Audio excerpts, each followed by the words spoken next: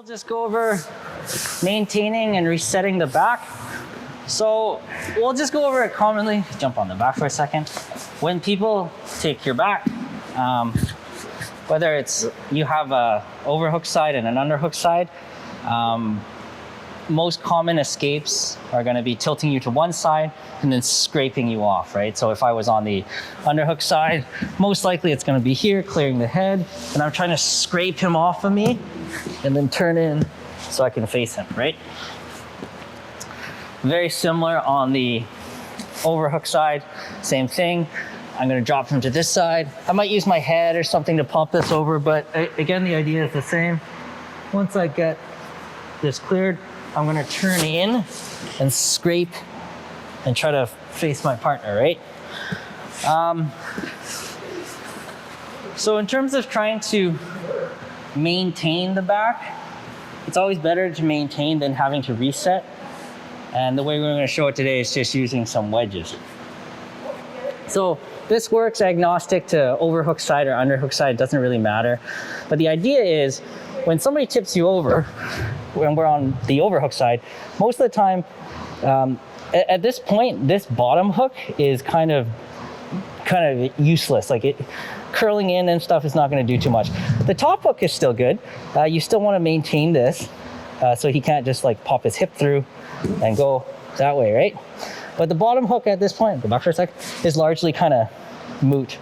So what you want to do is you want to extend this leg and base into your toes, and then you want to turn your knee in like a wedge. So what it looks like, it's like a little hip bridge forward, and then I'm going to create this wedge with my knee. So if he keeps trying to go this way, it's not going to go, right? And you're going to turn him to the other side, and you can throw your hook back in, right? So come back up. Same thing for the underhook side, right? This is more like a little timing thing. So if we're going to the underhook side, yeah, as soon as I go, I pop my foot out to get base, clear my own knee, and then what I want to do is, I'm not trying to use this leg to trap this leg anymore. I'm basically just turning him in, wedging here with this wedge, throwing it back in, right? So that's what I mean by maintaining. He's choosing a side. You might have a preference on which side you're better at. Basically, just don't let him go to the side that he wants to go to. So if I was on Josh's back and he chooses side, whatever side he goes to, right here, right, just step out, wedge him up, bring him back to the side he doesn't want to go to. Because people will probably have a preference they're better at escape on the overhook side or the underhook side. So resetting the back means we've kind of missed that opportunity to maintain it. He's gotten to the side and he's starting to clear out the hooks, right? So we're here, I missed this. He's already popped here. So on the underhook side, what you want to do is this kind of seatbelt grip is no longer going to serve you well because you don't have direct control of anything. You switch to a lever grip, so a double motorcycle here, where by curling down and lifting, you're providing or denying him the opportunity to base his elbow on the right. Because again, he wants to turn into me ultimately, right? And if I stop him from doing that, that's good. Sure. Next thing I'm going to do is I'm going to lace in his leg with this, what's called commonly a twister hook, right? So that I have control of his leg. And if I can get it on this side, even better.